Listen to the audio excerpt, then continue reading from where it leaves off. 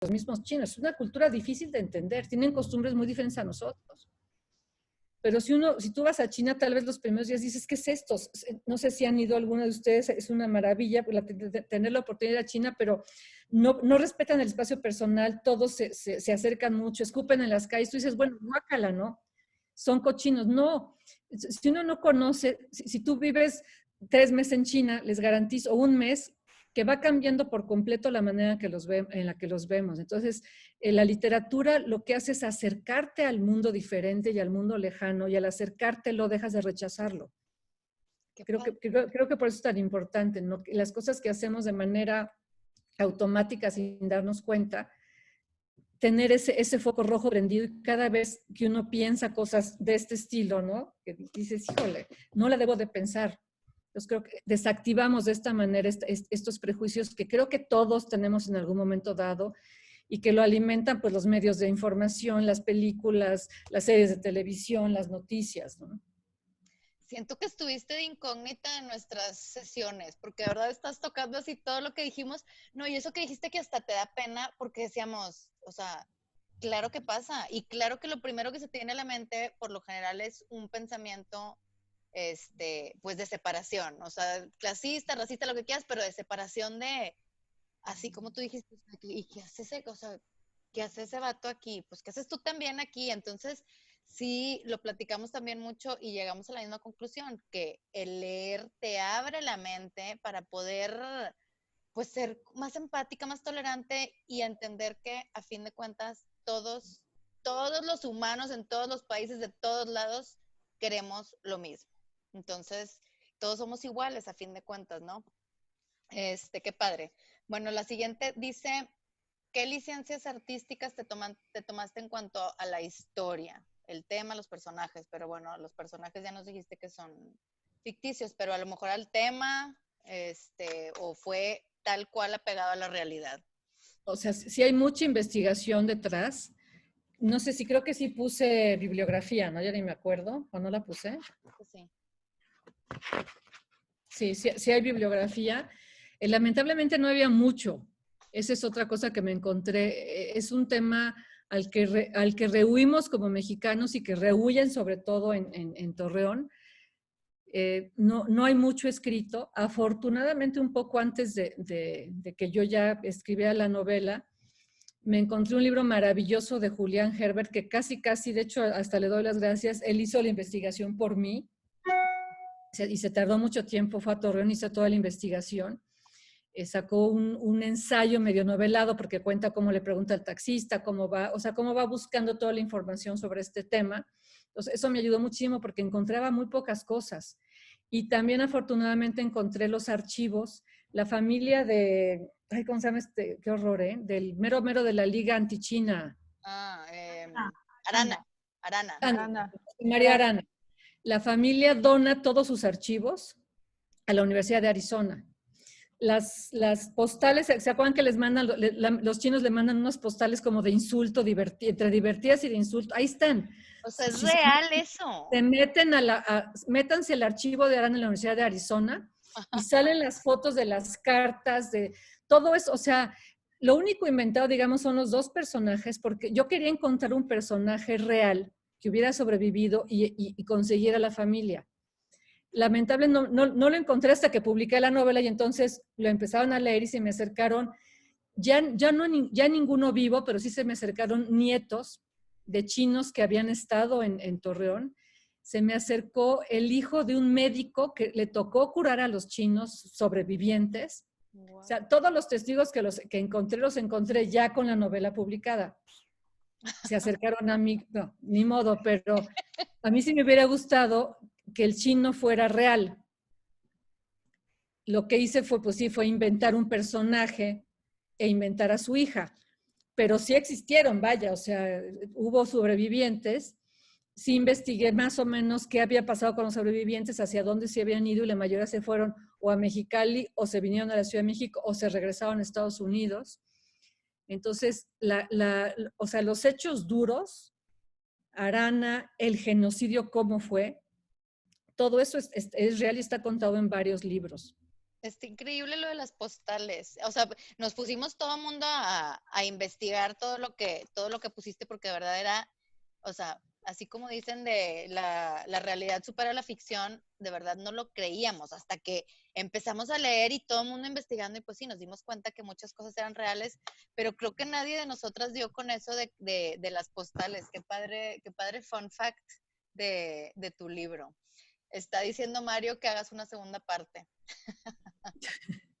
Bueno, y alguien más puso, mira, aquí es otra de las preguntas, dice, nos quedamos con muchas ganas de conocer más del viaje de Mía. ¿Tienes pensado escribir un libro específicamente de eso, sabes? Ya queda en segunda parte, Beatriz. Lo voy a pensar, no estaría mal. Estaría muy bien. Esta pregunta me encantó y dice, ¿cómo fue tu evolución para convertirte en escritora? O sea, ¿en qué momento dijiste, pues sí, soy una escritora? O sea, eso es lo que soy. Híjole, yo creo que todavía no lo digo. Pues me ha gustado la literatura desde siempre, siempre, siempre, desde muy chiquita. Y siempre escribí, pero escribía poesías, cursis, ya sabes, no sé si todas las niñas escribimos de repente poemas cursis. Yo creo que me decidí por la literatura.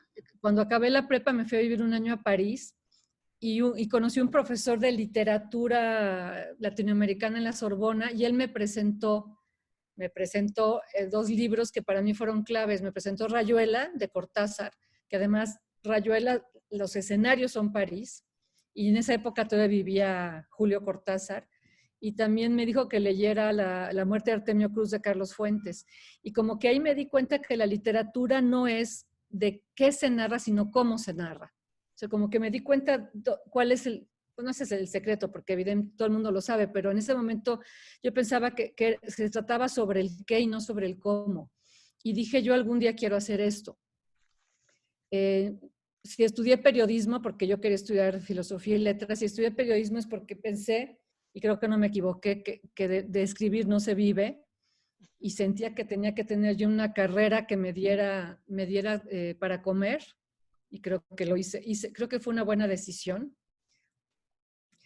Y cuando entré al periodismo, lo que más me gustaba y lo que más disfrutaba era escribir, y era escribir ficción.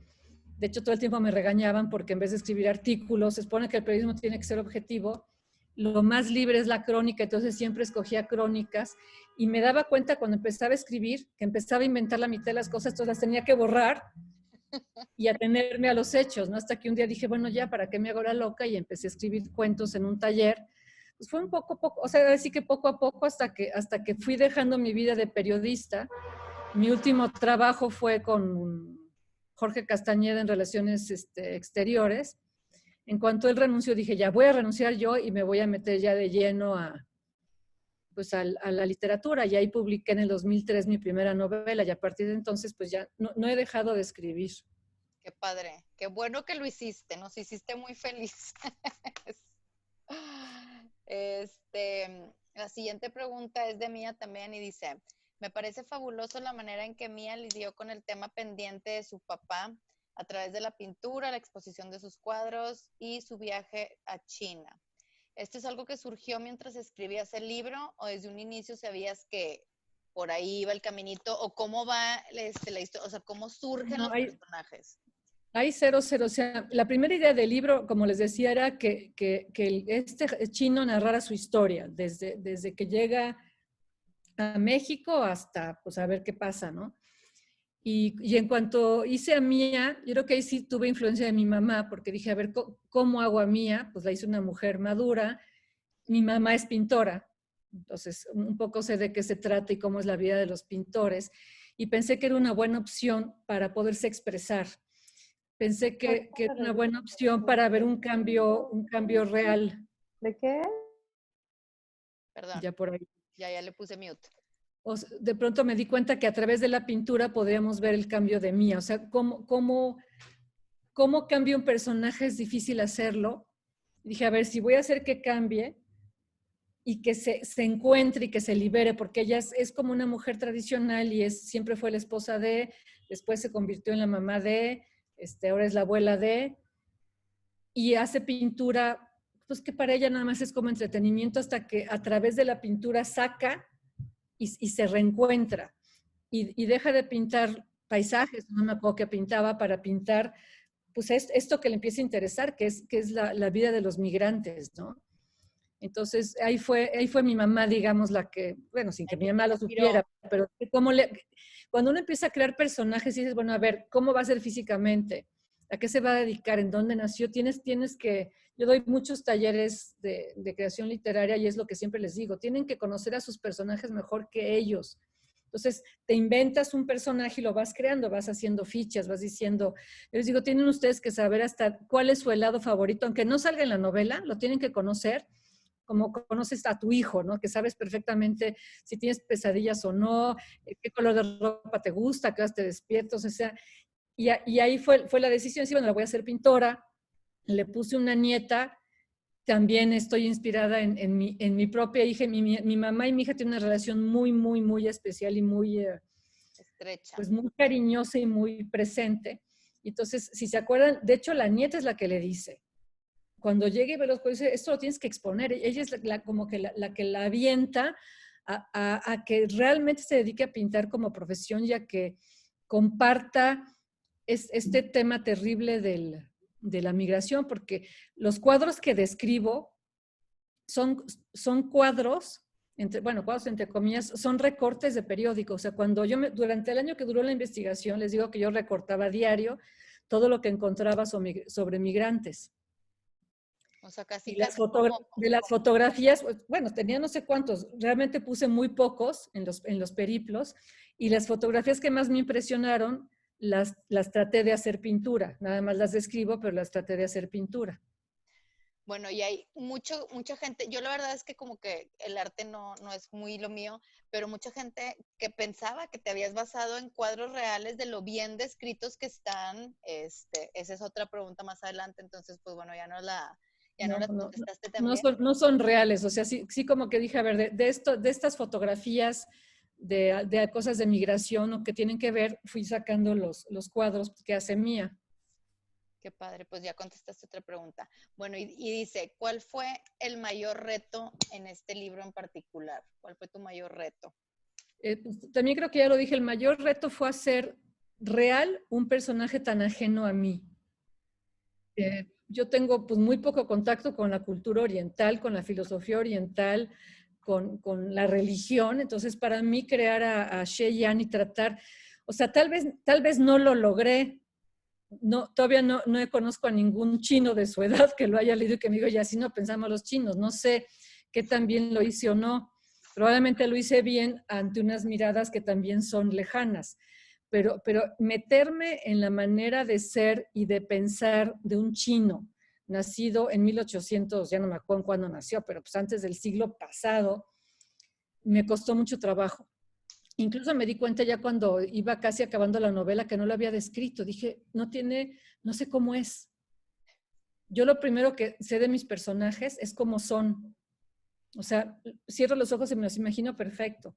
Entonces, lo que tuve que hacer, de plano puse actores chinos, así en Google, escogí uno, imprimí la foto y la puse para describirlo, porque me di cuenta que no me acababa de meter bien al personaje, que no lo conocía bien. Tuve que leer un chorro de filosofía china, los libros que menciono de religión y filosofía china, todas las frases que dice su maestro, el que encuentra en la Ciudad de México, pues, o sea, sí detrás de un libro hay mucha investigación. O sea, para poder recrear a un chino que piensa de cierta manera, que cree en ciertas tradiciones, por ejemplo, toda la parte del final o todos los ritos que tiene, todas las conversaciones de este grupo que se junta en este restaurante de la colonia china en la Ciudad de México, pues para eso tuve que leer un chorrísimo de libros. No, Y se yo creo nota que ese tu fue el mayor, investigación, se nota. sí, ese fue el mayor reto, ¿no? Hacer un chino verosímil con quien se involucrara el lector. Qué padre. No, y se nota que investigaste muchísimo, o sea, se nota en cada página del libro, lo que le dedicaste a investigar. Ahora, también tuve la suerte, yo una vez al año me voy con una amiga que en marzo cumple años, llevamos como 10 años, yéndonos un viaje diferente. No es su cumpleaños, ella es la que decide los viajes. Y ese año nos íbamos a ir a Japón. Ella ama Japón. Y antes de irnos, bueno, mucho antes, todavía no habíamos comprado ni siquiera los boletos, de repente se me prendió el foco y le dije, oye Adriana, y si en vez de a Japón nos vamos a China, pues ya está, pues están, hay uno al lado del otro, ¿no? Y me dijo, ¿ya qué fregados quieres ir a China? Entonces cuando le conté que estaba escribiendo sobre el libro, me dijo, órale, pues ya en vez de Japón nos fuimos a China, y lo que hice fue investigar qué pueblo chino, hay muchos, pero cuál se conservaba como a finales de 1800. Entonces encontré un pueblo que no recuerdo ahorita el nombre, no sé si lo pongo aquí, y nos fuimos a ese pueblo, pero además con tiempo conseguía una guía turística, pero que fuera historiadora. Así dije, a ver, yo necesito a alguien que me explique cómo era ese pueblo en 1890 y que me explique las cosas. O sea, yo no quiero saber cómo viven los chinos ahorita, yo creo que me explique qué pasaba en ese pueblo, en China, en 1890. Entonces nos fuimos a un viaje, bueno, a Shanghái y otros lugares, pero me quedé 3 días metida en ese pueblo que mi amiga ya me alucinaba, y la guía también, porque le pedía yo recetas, o sea, le preguntaba cómo era la religión, las costumbres a qué se dedicaban, qué pescaban, cómo eran los campesinos. Entonces sí me metí 3 días a vivir en el pueblo donde supuestamente nace Yan She, y esto ha descrito aquí, ¿no? O sea, este pueblo existe y le tomaba yo fotos como, ahora sí que como hacen los japoneses que van tomando fotos hasta de los semáforos, toman fotos de los puentes, de las calles, de los letreros, de las tiendas, de los platillos, de la gente lavando sus trastes en el río, porque hay un río precioso, de los puentes. ¿Se acuerdan que escribo un puente que es como en zigzag, que es para desorientar a los demonios? De las casas, o sea, tomé fotos de todo para poderlo describir en la novela. Qué padrísimo que sí fuiste. Estas preguntas que siguen ya no son tanto de libros, sino son más como más personales, así como tu peso y edad y cosas así casuales, Beatriz. No, son más de tus procesos y que quieren que nos recomiendes libros y así. Te voy a leer la primera. Dice, ¿cuál es tu proceso para escribir? ¿Te pones horarios, te pones metas, escribes por día, cuando te nace, te dejas llevar? Hay aquí algunos escritores en potencia que quieren saber cómo le haces. Yo soy un desastre. Yo sí creo que el escritor sí tiene que tener disciplina. Yo creo que sí lo ideal, porque lo malo de los escritores, lo bueno y lo malo es que somos nuestros propios jefes. Es bueno porque entonces te vas de vacaciones y tu jefe pues te da permiso porque eres tú mismo. Lo malo es que no hay nadie que te diga, me tienes que entregar esto ya, a ver cuántas páginas escribiste hoy. A mí sí me pasa que de pronto dejo de escribir un mes y a veces me siento 3 días y escribo 60 cuartillas en 3 días.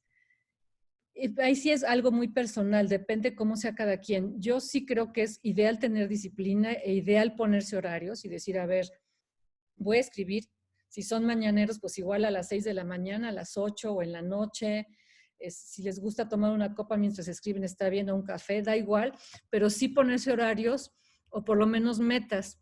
Como yo soy tan indisciplinada y tampoco tenaz, a veces lo que hago es, bueno, lo que hacía mi editor, lamentablemente falleció el año pasado, pero él y yo ya teníamos nuestra manera de trabajar. Cuando tenía ya yo como 100 páginas, nos íbamos a una cantina, se las enseñaba, le platicaba, y ya que me decía, vas muy bien, o yo le decía, a ver, ponme fecha de entrega. O sea, yo misma me pedía esa fecha para yo tener el compromiso. Y muchas veces lo que me pasa es que 2 meses antes de la fecha me pongo a escribir y los 6 meses antes no hice nada. O sea, sí soy un desastre. Pero sí lo ideal es tener disciplina y tener un proyecto y hacer primero la investigación, hacer fichas de los temas, de los personajes, y ya con todo ponerse a escribir. Yo no hago eso. Yo empiezo a investigar y a la mera hora estoy investigando y digo, o sea, veo algo que digo, esto está para una escena. O sea, haz de cuenta que realmente las palabras me van llegando, como si alguien me las dictara. Evidentemente soy yo misma, ¿no? Pero de pronto me va llegando las palabras ya como para escribir, nada más para sentarme a escribir. Entonces, si me pasa eso, lo que hago es que me dejo ir, escribo el capítulo y ya después con la investigación lo voy corrigiendo. Pero lo ideal es hacer las cosas en orden. Y sí, decidir el tema, decidir personajes, decidir capítulos investigar todo sobre si es un tema histórico, sobre la época, sobre lo que tengan que investigar, y ya después con todo listo y en fichas y en orden ponerse a escribir. Oye, Yo, repito, no lo hago.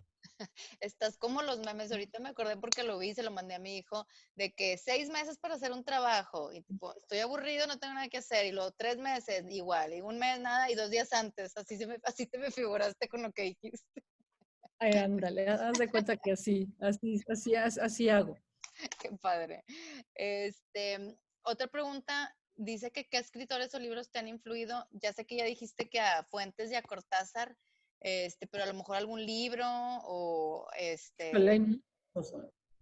o nada más esos Bueno, dos Fuentes fueron y tus Cortázar, mira, más que escritores, porque no todo de Fuentes es bueno, o sea, ni todo, bueno, Cortázar casi todo sí, pero sobre todo Rayuela y la muerte de Artemio Cruz son una maravilla. Me gusta muchísimo El último encuentro de Sándor Márai. Si no lo han leído, leanlo, es una maravilla de libro. Me gusta mucho Amelino Thom. Hijo, pues Marguerite Yourcenar también me gusta mucho. Hijo, es que hay muchísimos. Yo creo que les debería de hacer una lista así de... Y trato de combinar lecturas como clásicas con novedades. Últimamente estoy tratando de leer muchas mujeres. Trato de leer por lo menos un libro del premio Nobel de cada año para saber, y si me gusta, leo más. Hay una premio Nobel que ahorita se me acaba de ir el nombre, ahorita les digo porque aquí tengo todos, aquí están todos mis libritos. Ay, Dios mío, Gerta, no. Bueno, ahorita me voy a acordar. Estoy tratando de leer muchas mujeres. Trato de leer el premio Alfaguara de todos los años. ¿Qué más leo así importante? Ay, no. Cada vez que me preguntan eso, tengo que voltear para sacar mis... Ya sé, se te va, ¿no? Así como Peña Nieto en la Feria del Libro. ¿Qué? Ándale. De que lees un chorro y no se te ocurre ninguno. Así me siento yo siempre, por eso empecé lo del Instagram. Oye, y así como guilty pleasures para leer, ¿no? Pues me encanta leer. Por ejemplo, mi marido siempre dice que él para leer tiene que estar en un lugar incómodo para no quedarse dormida. Yo al revés. Para mí leer es como todo Tengo mi sillón favorito en mi recámara, que tengo una ventana, o sea, una vista impresionante del lado derecho, entonces me entra mucha luz. Si puedo leer con un whisky al lado, por cierto, gracias por el whisky. Cuando te lo tomes, te acuerdas de nosotros No, leyendo pues el libro, como no, le tomas una foto, le mandas una foto a Adri que nos la mande para ponernos muy contentos. sí, sí me encanta, porque el whisky como que me relaja. No puedo leer si no tengo un lápiz o una pluma, o sea, de verdad no puedo. No me acuerdo qué día me subí a un avión y no tenía pluma y de plano dejé el libro, porque empecé a doblar las páginas y me di cuenta que no le estaba disfrutando y dejé de leer. Me gusta mucho subrayar en los libros y últimamente además pongo en la parte de atrás, no porque pues es el mío, pongo cuando lo leí, o sea, pongo vuelo de tal lugar a tal lugar y pongo lo que más me gustó del libro, porque además tengo pésima memoria y de repente me dicen, oye, bueno, a veces me ha pasado que empiezo a leer un libro y en la página 30 me di cuenta que yo lo había leído, que no sé si les ha pasado, me pasa también con las películas. Voy en el minuto 20 y digo, pues esta película ya la vi, soy una idiota. Entonces, sí me gusta mucho subrayar y me gusta mucho, los libros que más me gusta releerlos, pero releerlos 20 años después es muy divertido porque me encuentro yo ahí porque digo, me encuentro en mis subrayados. Para mí es una costumbre deliciosa subrayar. Entonces, sin lápiz no puedo leer. Sí puedo leer sin whisky, no, si no ya estaría un poco mal, pero sí prefiero leer en un sillón cómodo. Me pongo un cojín o una almohada en las piernas para poder recargar el libro, porque si no como que se me cansan los brazos. Y pues es básicamente, y de veras lo disfruto muchísimo. Disfruto mucho también leer frente al mar. Yo no me puedo asolear. Entonces, cuando voy al mar, me tengo que poner a fuerza en una sombra porque mi piel es una desgracia. Y ahí sí me puedo quedar horas. Y en los aviones leo muchísimo porque nadie me interrumpe. Me puedo quedar 4 o 5 horas seguidas. De hecho, cuando viajo, siempre me llevo 3, 4 o 5 libros y no puedo leer en electrónico. No sé por qué, no puedo. O sea, me gusta Lo que más me gusta, yo creo que de un viaje, cuando planeo el viaje, es ver qué libros me voy a llevar y los llevo así en mi maletita de mano. Nunca los abandono, me los regreso porque pues, están subrayados y solo he tirado 2 libros en mi vida a la basura. Los demás, todos los guardo y ahí los tengo como tesoros. ¿Qué más? Me Tengo una encanta. colecciono libros autografiados, Ay, qué padre. dedicados, ya tengo como 550 y me encanta ver las dedicatorias y pues ya. ¿Qué libros tiré por aquí? Los guardas aunque no te hayan gustado, es que estoy viendo pues es que para leer, o sea, lo que hago es, cuando un libro no me gusta, no lo leo. O sea, si voy en la página 40 y no me atrapa, no lo leo, pero normalmente leo libros que se supone que son de buenos autores o que me han recomendado, entonces siempre trato de darles una segunda oportunidad y los dejo. Los que tiré fueron uno de Paulo Coelho, que de plano, o sea, los que no me gustan los regalo. Pero ese dije, a ver, no se lo puedo regalar a nadie. Es como regalarle un alacrán a alguien. O sea, de plano Una dije, mentada de madre. ¿quién se lo puede regalar? No es una grosería. Y otro libro que tiré es uno que me regalaron de Dianética. Cuando di a luz, me llegaron con un libro de cómo educar a mi hija en la Dianética, en la cienciología. Así agarré y lo tiré a la basura. Son los 2 libros que he tirado. Me encantó ahorita que dijiste eso de me encuentro a mí misma en los subrayados cuando los relees. A mí me encanta subrayar los libros y mucha gente me escribe de que, ¿por qué los rayas? Y yo nada más los rayo, yo pongo, o sea, de que qué le pasa y es un idiota. O sea, yo escribo mucho en los libros y mi frase era, así los hago míos. Pero ya me Claro. gustó más tu frase, o sea, está increíble eso que dices de me encuentro a mí misma en los libros, está espectacular cómo Pues lo es que aparte, o sea, mi gente a los 20 años lees, no sé, 100 años de soledad, por decir algo. A los 50 no lees lo mismo, o sea, no subrayaría lo mismo. Entonces es rico ver qué subrayaste porque hasta te acuerdas de qué estabas pasando en esa época, en qué estabas pensando, cuáles eran tus angustias. Hay cosas que ahorita yo no subrayaría. claro. Entonces es una maravilla, es una gran como tarea releer libros que hayan disfrutado, evidentemente, ¿no? Sí, pero ahí te das cuenta, o sea, tu manera tan elocuente de decir las cosas, pues ahí te das cuenta que sí eres una escritora, no como, ay, bueno, pues los hago míos, pues no es lo mismo que decir, ahí me encuentro a mí misma, ¿no? Está espectacular tu manera de articular la misma sensación. Este, déjame terminar de leerte estos y si quieres, las que están poniendo preguntas en el chat, oigan, ahorita si Beatriz nos da más chancita, las preguntan personal para como un poquito más de interacción. Sugerencias ya nos diste, que estás leyendo actualmente también ahorita dijiste, algún libro que hayas releído pues también dijiste, y qué estás escribiendo actualmente, o no te sé nada. Ahorita por primera vez no estoy escribiendo nada. Normalmente acabo una novela y casi le pongo fin y al día siguiente comienzo la nueva. Esta vez acabé, mi novela la entregué en mayo y sale ya ahorita. De hecho, la semana que entra empiezo con entrevistas. Se llama Lo que no he dicho, también de Alfaguara.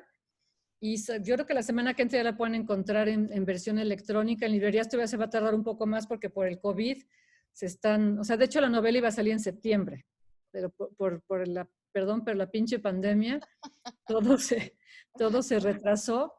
Pero se llama Lo que no he dicho y empieza con una mujer, bueno, con una pareja que están en un departamento de la colonia Roma, empieza a temblar y el lector se da cuenta que la mujer no se quiere salvar. En un principio su intención es quedarse en el edificio que se puede caer y a través de la novela nos vamos a dar cuenta por qué no se quiere salvar. Y la novela acaba otra vez en la misma escena, en el mismo edificio con el temblor. Qué padre. Luego que lo leamos y lo discutamos, te vuelves a juntar con nosotros a platicar. Claro que sí, feliz. Ya con Zoom todo es más fácil. Todo es más fácil si no hubiera sido un show. Bueno, si quieren, oigan, si te parece, Beatriz, igual y que empiecen a levantar las manitos, oigan, las que estaban aquí preguntando cosas y pues las hacen ustedes directo. ¿Cómo ven? Bueno, ahí vi varias preguntas o varios comentarios, pero pues aviéntenselo ustedes. A ver, Alejandro. No sabía que iba a ser el primero. ¿Qué tal, Beatriz? ¿Cómo estás? Oye, soy Alejandro, me llamo Alejandro Benavides. Y bueno, tengo una pregunta, una duda. A mí también me gusta escribir mucho, siempre lo he hecho y pues, realmente es algo que voy a seguir haciendo. Y tengo una duda sobre, ¿tú cuándo decides cuándo parar? Yo sé que normalmente uno mismo es el que se autoedita y se autorrevisa y siempre tienes que estar avanzando y puedes cambiar, así como tú cambiaste al principio, que era primero en primera persona, luego lo hiciste omnisciente. ¿Tú te basas en algo en específico? ¿Cuál es tu proceso para normalmente decir, ok, ya está terminada? O, híjole, en la literatura o en cualquier historia uno puede cambiar 1000 probabilidades de un cambio diferente. ¿Tú normalmente cómo decides ya terminar? ¿O te basas en alguien que te dé sus recomendaciones, en tu editor? Tú misma dices, ¿sabes qué? Ya no debo cambiarle. Más o menos, ¿tú cómo lo manejas eso? Yo tengo dos ventajas. Una, que cuando empiezo una novela ya sé cómo va a acabar. De hecho, lo primero que escribo es el principio, el primer capítulo y el último. Entonces ya sé cómo acaba. Tal vez el último lo modifico un poco, pero digamos que ya sé que empieza. Yo ya sabía, por ejemplo, que aquí iba a acabar con la muerte del personaje principal. Ya después también incluí lo de Mía. Dije, como Mía no estaba en en mi primer plan, pues no sabía eso. Ya después dije, ok, ya que muere Mía, se reconcilia con su pasado a través de este viaje a China. Pero ya sabía que acababa con la muerte de él. Y lo demás, digamos que fue solo rellenar. Entonces, una de mis ventajas es esa, ¿no? Que ya sé cuál es el final. Y la otra ventaja, cuando ya lo tengo que acabar, es cuando lo tengo que entregar. A mi esposo a veces me critica porque me dice, es que tú podías haberlo hecho tal vez mejor y mejor, pero si uno trata de hacerlo mejor y mejor y mejor y siempre le vas a encontrar defectos, no lo entregas nunca. Entonces, para mí, por eso para mí es tan importante ponerme una fecha, que me la pone mi editor, entre comillas, pero realmente soy yo la que la necesito. O sea, si a mí no me ponen la fecha, nunca le entregaría. Hay veces Y que, una vez... por ejemplo, esta nueva novela, Ramón Córdoba, que era mi editor, pues ya no estaba vivo, entonces lo entregué a mi nueva editora, y sí, por ejemplo, o sea, me dijo, ya está acabada, pero yo le pondría, yo creo que le hace falta más tensión en tal parte. Entonces ahí sí el editor te va ayudando. Pero para mí tener una fecha de entrega me sirve mucho para decir ya punto final, porque si sigo, porque además empiezas, sobre todo cuando son temas históricos, siempre salen nuevas investigaciones o encuentras nuevos libros. O sea, así te puedes seguir 10 años, o 15, o 20. Entonces, si uno no se pone una fecha final, te puedes seguir y seguir y seguir. ¿Los lees ya publicados? Nada más como Nunca. duda. No, la verdad me da horror. El único que he leído, o sea, a veces de repente puedo leer un capítulo, algo así. El único que he leído publicado por completo es el de Amores Adúlteros, pero porque el año pasado sacamos, o este año, ya no sé, la edición del 10º aniversario. Entonces, ahora sí que la editora nos obligó a Federico Treger y a mí a leer los 2 tomos de Amores Adúlteros para incluirlo en un solo libro, para ver si no le queremos hacer alguna modificación. Es el único que he leído por completo.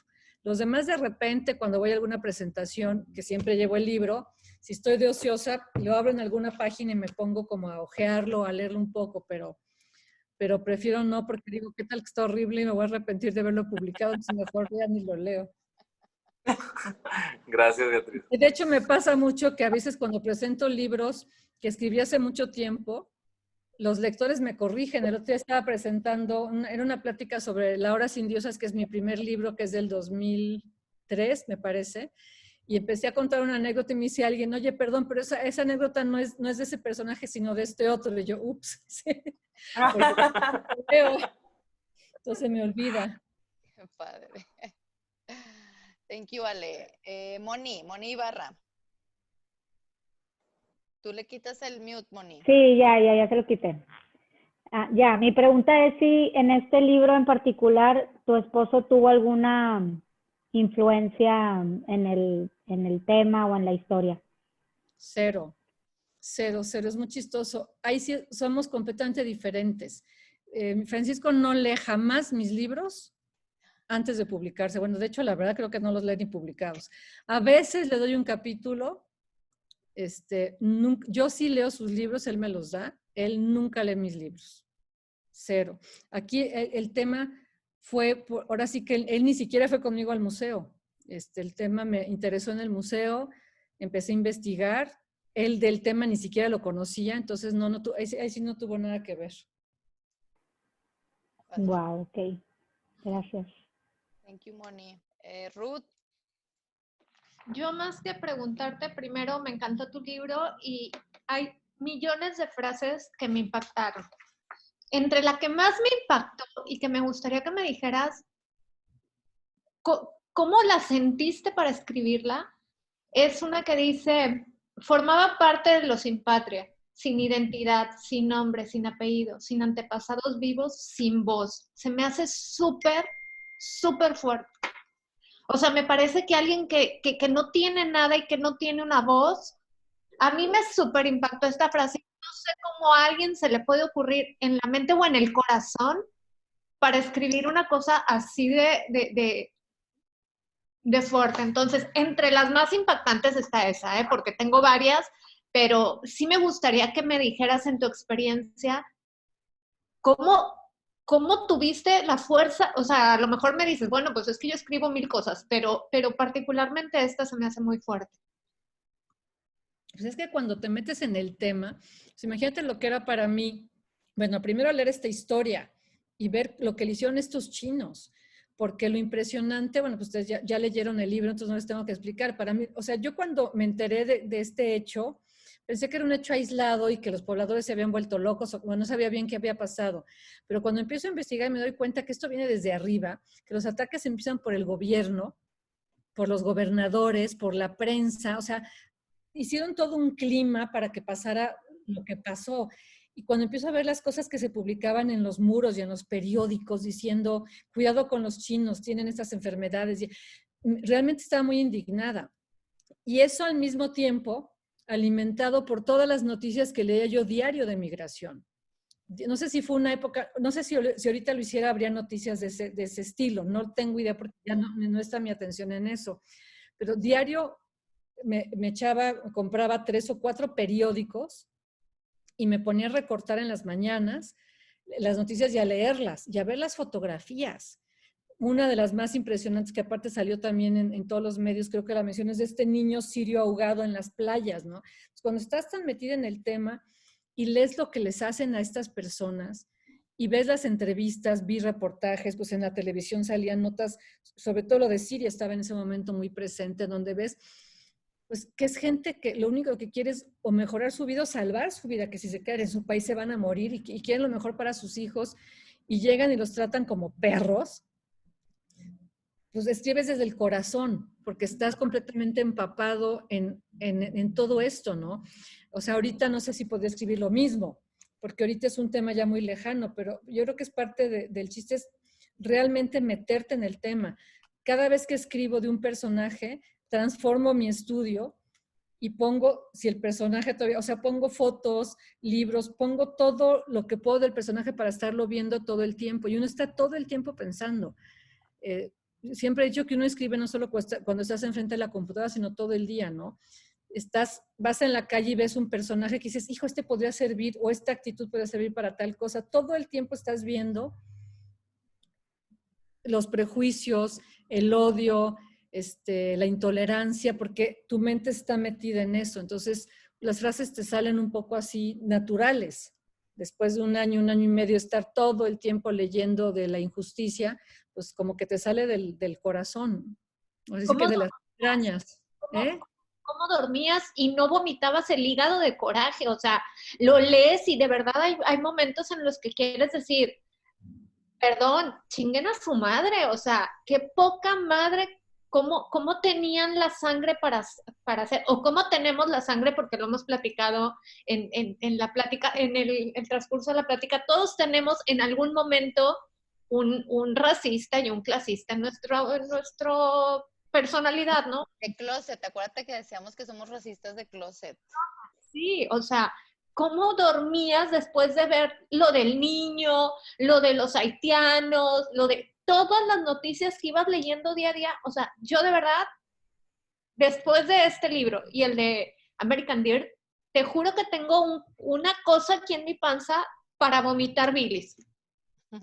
Pues sí, sí es horrible. O sea, sí, de hecho pierdes el sueño y te despiertas en la noche pensando en escenas sí es indignante. Pues sí, efectivamente.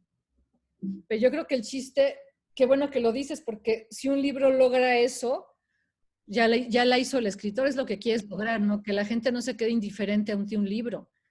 Sí. Que provoques eso que te está provocando a ti, es una maravilla. Y yo creo que es porque lo escribes desde las entrañas, porque es algo que pues son temas que te importan. Hay temas que no me importan y que tal vez si tratara de escribir un libro sobre eso, pues nunca me saldría. Pero sí de hecho, en mis, ay Dios, tercer libro, en mi tercera novela que es este, que se llama Todas mis vidas posibles, ahí toco el tema por primera vez en una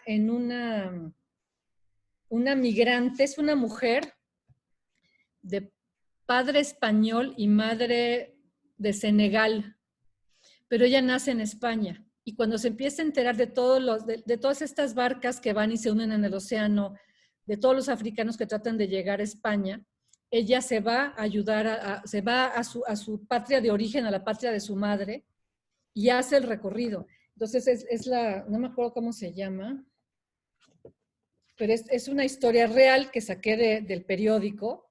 Obviamente es algo muy cortito, una nota muy cortita, y la novelé en una patera, se llama.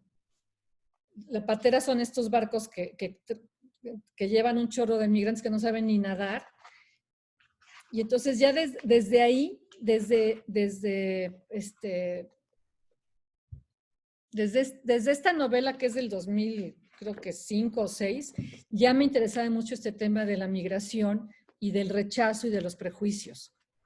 Entonces ahí lo traigo, pues es algo que uno trae todo el tiempo, entonces cuando lo sacas, pues sí sale así. Sí. Qué padre. Thank you, Ruth. Yuridia.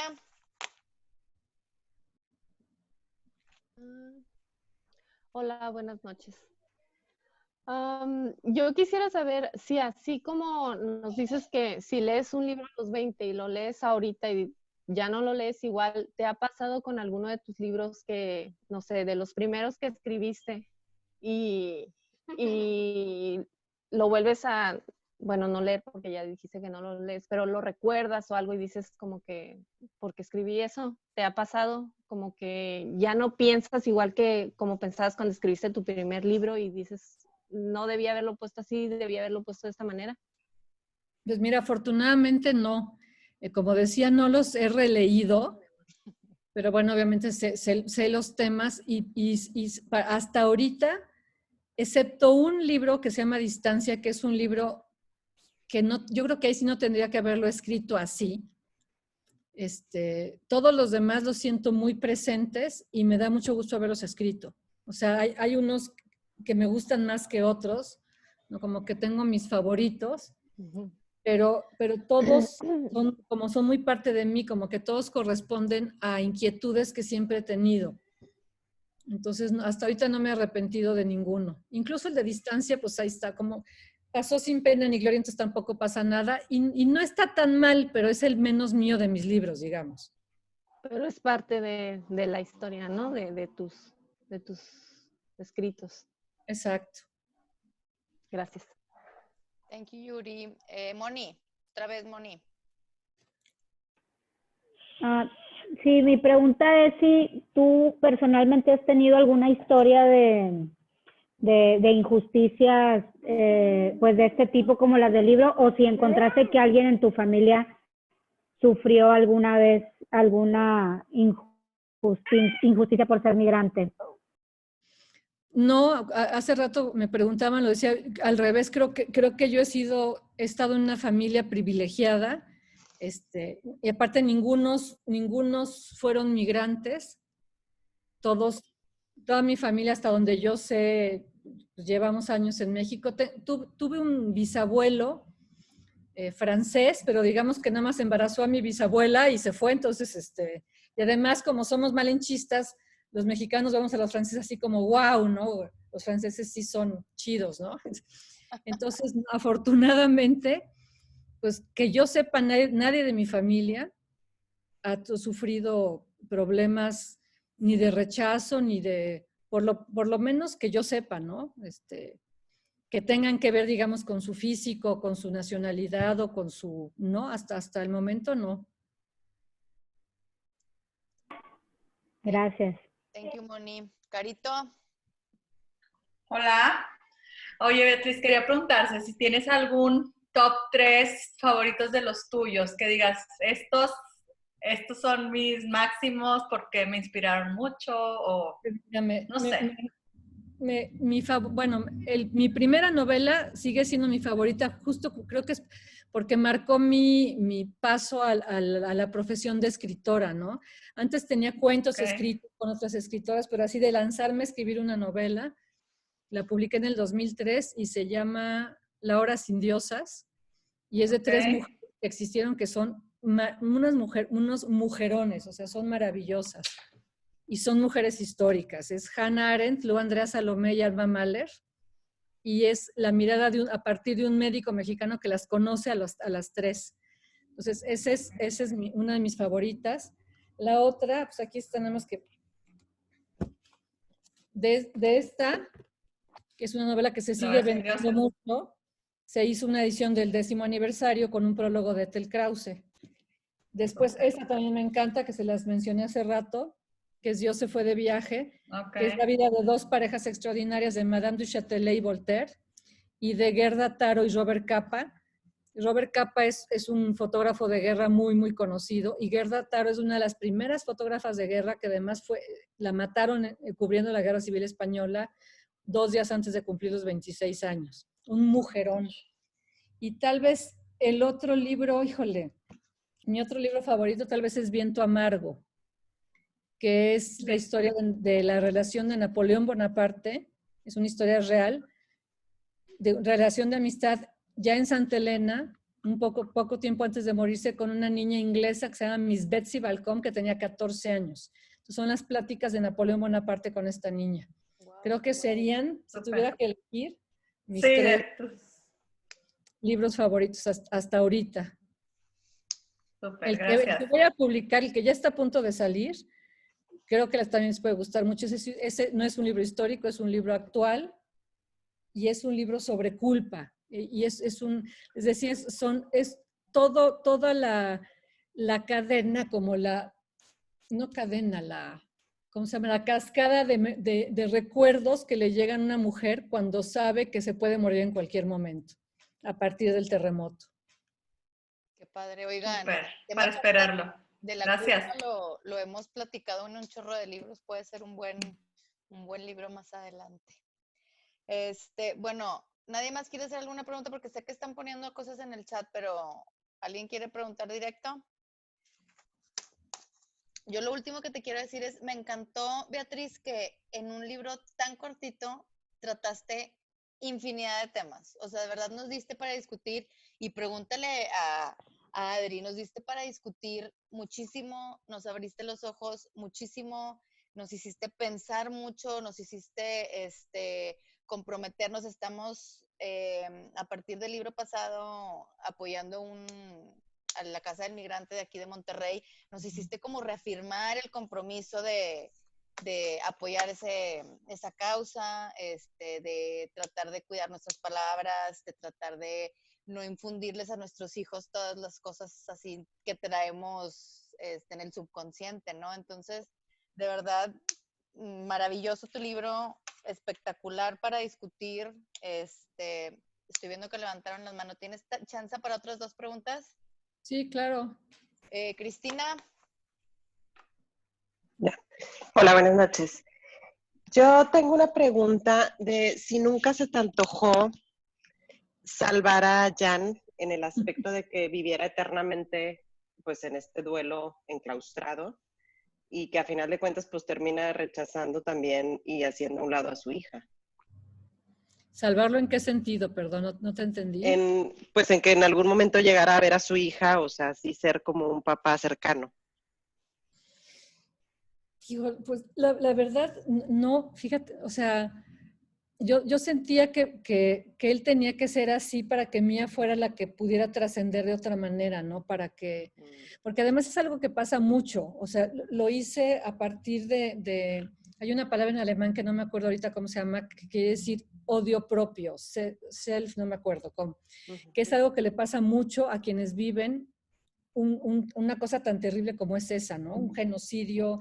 Jan ve cómo matan a su papá, a su primo y a su hermano. Entonces él sabe que para sobrevivir tiene que rechazar lo que él es. Eso pasó muchísimo con los judíos, por ejemplo, a partir de la Segunda Guerra Mundial. Muchos, los que sobrevivieron, muchos reforzaron sus raíces judías y se hicieron más judíos que nunca, y otros se convirtieron incluso en antisemitas. Se cambiaron el nombre, se convirtieron al catolicismo, al protestantismo, porque sabían que la única manera de sobrevivir era rechazando lo que eran. Todo esto a nivel inconsciente, ¿no? Bueno, muchos a nivel consciente y otros a nivel... Entonces pensé que tenía que escoger como una de las dos opciones. Ahí está, self. No lo voy a pronunciar porque self-has. No sé cómo se pronuncia. Vea, tú nos lo dices porque tú sí ya sabes alemán. Entonces, tenía que hacer como, o sea, me decidí por este aspecto de este personaje que tiene que rechazar lo que fue porque sabe que eso lo pone en peligro a él, y es lo mismo que trata de hacer con su hija. Cuando ve que su hija nace con rasgos chinos, o sea, tal vez si su hija hubiera nacido con los ojos redondos, azules y sin un rasgo chino, dice, bueno, no pasa nada. Pero él cree que la salva así. O sea, finalmente él está teniendo un acto de amor con su hija, aunque se equivoca, pues. Pero sí me dio por escoger eso, ¿no? En vez de...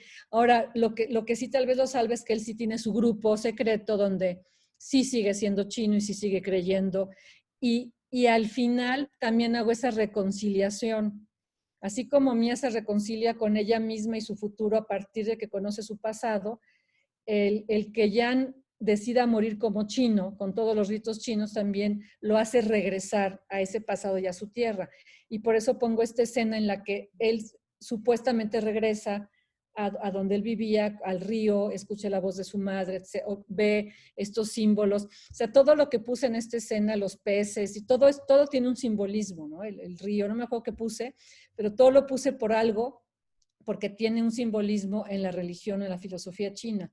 Entonces, sí traté de que hubiera esta reconciliación. O sea, para mí, si al final hay una reconciliación y hay una como esperanza, traté de que fuera un final incluso bello, y creo que sí es, porque la muerte de este hombre acaba siendo bella y la reconciliación de Mía acaba siendo bella. Gracias.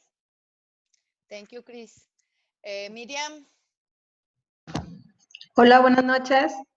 Primero que nada, te quiero felicitar porque me gustó muchísimo el libro. Me hiciste vibrar con cada personaje, realmente sentí cada personaje. Lo que más me gustó fue la venganza, la dulce venganza de Arana, que Jan se terminó casando con la hija de Arana. Mi pregunta es, si después del libro se acercaron contigo familiares de chinos y te dijeron que había más cartas y todo eso, ¿cómo se te ocurrió esa venganza? Que me encantó, la verdad, eso fue lo que más me encantó. Todo me hizo vibrar, pero eso yo dije, sí, o sea, me encantó. Pues es que ahí sí se me ocurrió, porque dije, a ver, no puedo poner a Jan, o sea, no lo voy a poner a que lo mate o que... Entonces, de pronto dije, bueno, pero fíjate, y de hecho es una casualidad también, porque no es que él decida vengarse a través de sus hijos. O sea, él conoce a la hija de pura casualidad, que además sí es cierto que ellos vivieron en Polanco, o sea, tiene mucho de histórico. Los Arana tenían una casa gigante en Polanco antes de irse, no me acuerdo dónde se fueron a vivir. Entonces dije, bueno, ¿por qué no la conoce? Y sin saber, porque la venganza es entre comillas, porque al principio se enamora de ella sin saber que es hija de Arana. Claro. Y resulta un buen matrimonio, ¿no? Entonces sí. Creo que cuando uno se venga de alguien, la mejor manera de vengarse es a través de los familiares. sea, le iba a doler más eso que haberlo amenazado de muerte o haberle metido un tiro entre ceja y ceja, ¿no? Y Sí, claro. los familiares de chinos que se me han acercado nunca me han mandado cartas. O sea, todos los documentos los investigué antes de escribir el libro. Me han escrito nietos y me han dicho, sobre, por ejemplo, que parece que es la historia de su abuelo. Me dice, hay muchas similitudes. Mi abuelo lamentablemente ya está muerto.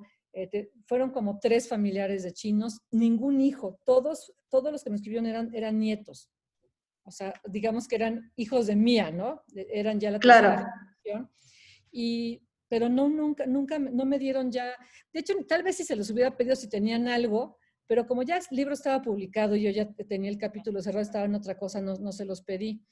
El que sí me quería ofrecer fotografías y eso, pero después ya nunca hice contacto con él, era el hijo, es decir, un hombre mayor que era hijo del médico que atendió a los chinos. Me dijo, mi papá estuvo en el puesto de la Cruz Roja, creo que atendió a los chinos heridos. O sea, dice, mi papá le salvó la vida ahora sí que a algunos de los chinos que llegaron heridos Hay una escena que es impresionante, que es los niños jugando, por ejemplo, pelota con las cabezas de los chinos, es real. O sea,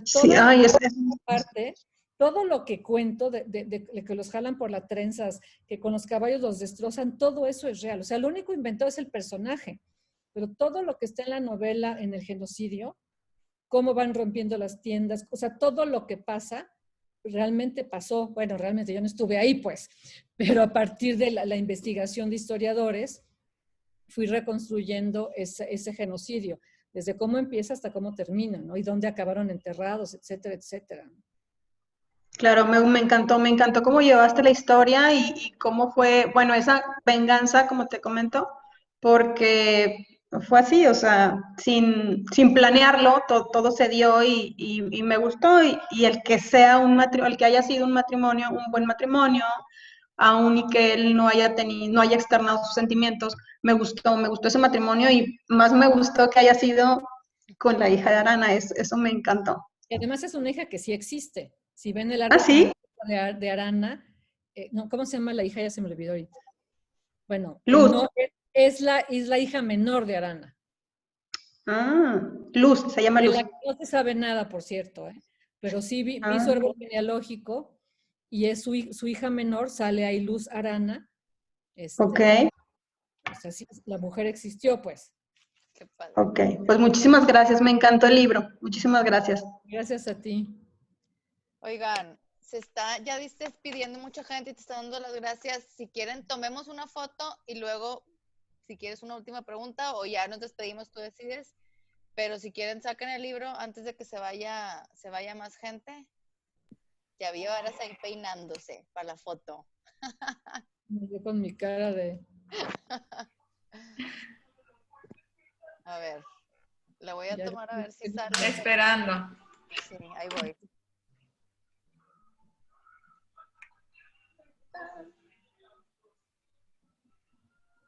Es que esperen porque necesito ir cambiando de página. Hay muchos que leen en Kindle, ¿verdad? Por lo visto. Ahí va, esperen, la última. ¿Cuándo sale el nuevo libro? Se supone que ya, o sea, la semana que entra empiezo con entrevistas, o sea que ya tendría que estarse repartiendo en librerías y en versión electrónica, yo creo que ya a partir de la semana que entra. Ay, pues muy bien. Luego te vuelves muy bien. Nosotros, Beatriz. Claro, cuando quieran. En Kindle. Hay 2 preguntas más, se las van a aventar rápido, niños. Ale y Liz. Ya son las últimas, Beatriz, te lo prometo. Sí. Bueno, la mía es algo rápido realmente. Ahorita que dijiste que tu primer libro es pues de los que más favorito, cuando te preguntaron que cuál es de los que más recuerdas, te gustan. El primer libro tú ya sabías que iba a ser, no que estuviera segura, pero ya tenías un trato con alguna editorial para publicarlo. Y si no, hay diferencia entre los que siguieron después de ese que sí supieras que iban a ser publicados y eran encargos, o todos han sido realmente pues porque los escribes y luego ves si se iban a publicarse o no. El primero lo escribí porque ahora sí, porque me nació, porque quería escribir mi primera novela no tenía idea que me lo iban a publicar. Lo que sí decidí es que no quería publicarlo a menos que fuera una buena editorial. O sea, dije, si ya voy a entrar al mundo de las letras, quiero que sí use una buena editorial, pues por todo el apoyo y sobre todo por el prestigio que te da. Sí quería que fuera, fue una suerte que fuera Alfaguara. Lo que hice fue mandarlo a un concurso, al concurso Alfaguara. No ganó, pero quedó entre los finalistas. La editora en ese momento era Marisol Schultz, que era la que dirige la FIL de Guadalajara. La editora leyó la novela y le gustó mucho y me buscó. Entonces me dijo, no ganó, quedó entre las finalistas, pero te quiero publicar. Y a partir de entonces, cuando tú firmas con una editorial, normalmente en el contrato, una de las cláusulas dice que tu siguiente libro se los tienes que dar a ellos primero. Si ellos no lo quieren, lo pueden rechazar, pero se los tienes que dar primero a ellos. Entonces, a partir de ese libro, cada vez que, sí, ahora sí que el que seguía se los iba entregando, mi editor fue Ramón toda la vida, y la verdad nunca pensé que me fueran a decir que no. O sea, yo ya he escrito mis libros sabiendo entre comillas, porque pues igual un día me dicen, oye, este no sirve, sabiendo que me los van a publicar. Ok. Hasta ahorita nunca me han dicho que no. O sea, si de repente me pueden decir, oye, aquí le hace falta acá, algo, el clímax no está bien planteado. Te pueden dar ciertos tips como editores, pero hasta ahorita nunca me han dicho, no te lo publicamos, jamás. Y el único que sí escribí por encargo, y por eso no me gustó el resultado, y es el único que publiqué en Planeta, es el de Distancia. Ahí se me acercaron los de Planeta, yo no quería romper relaciones con Alfaguara, entonces tenía una idea de algo que quería escribir, y cuando ellos me dijeron, escribe algo de la época de López Portillo, mi idea del tema la adapté a la época de López Portillo y me salió algo que no me encantó el resultado.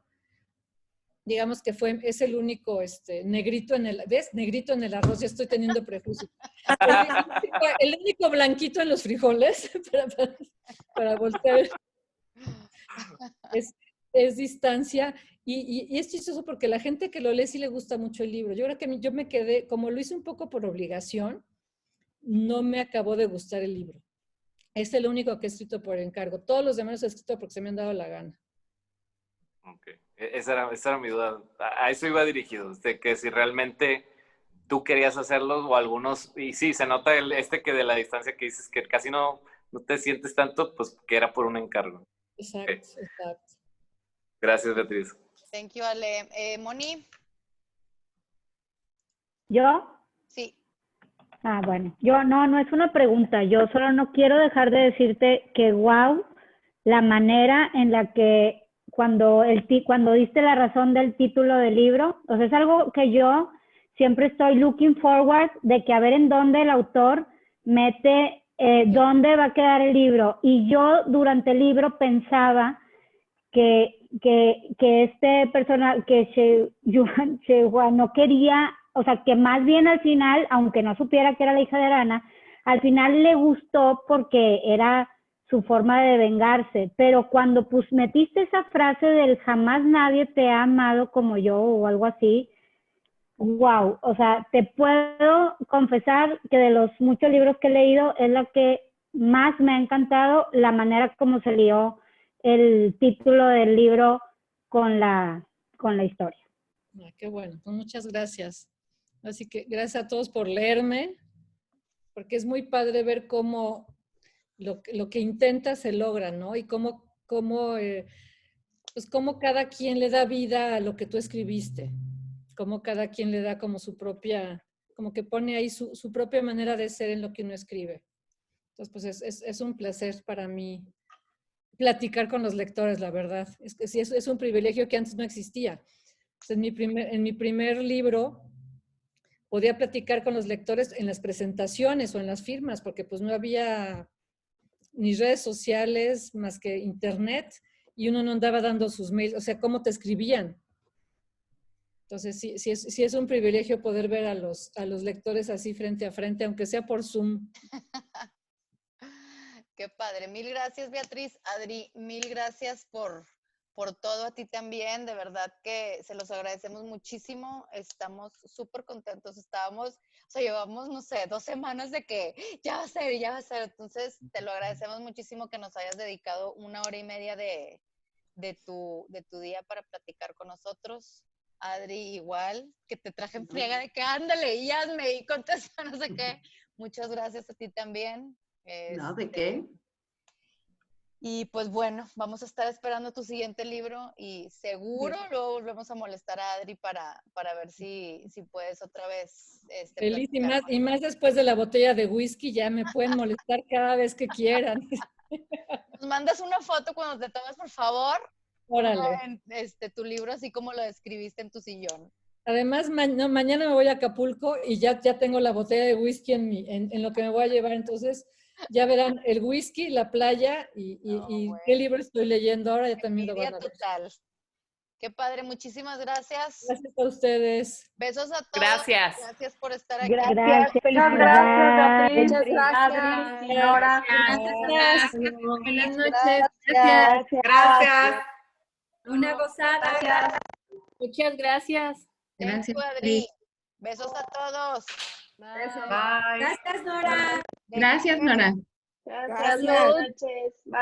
Bye. Buenas noches. Gracias.